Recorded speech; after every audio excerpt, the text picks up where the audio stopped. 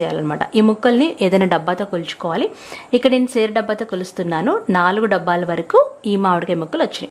చిన్న రసాలు తీసుకున్నానండి నేను. ఇప్పుడు అందులో మనం ఒక అర డబ్బా అంటే 1/2 లీటర్ వరకు వేరుశనగ నూనె వేసి బాగా కలిపి 10 నిమిషాలు పక్కన పెట్టుకోండి.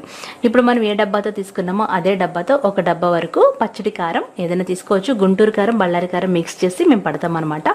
అలాగే 3/4 డబ్బా వరకు ఆవుపిండి, 1/4 డబ్బా వరకు మెంతిపిండి ఇవి కూడా వేసేయాలి. అలాగే 3/4 డబ్బా వరకు కళ్ళుప్పు వేసుకోవాలి. దీన్ని గ్రైండ్ చేసి కూడా వేసుకోవచ్చు.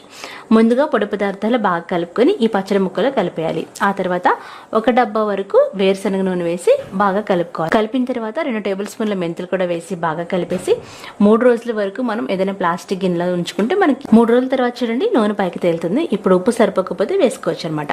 అందులోనే మనం పొట్టు తీసి పెట్టుకున్న వెల్లుల్లి రెబ్బలు ఒక గుప్పుడు వరకు వేసి బాగా కలిపేసి జాడీలోకి ఎత్తుకోవడమే. మీకు కావాల్సినంత తీసుకొని మిగతా జాడీకి ఇలా గుడ్డు కట్టేసి దిష్టి తీసి మనం మంచిగా డ్రై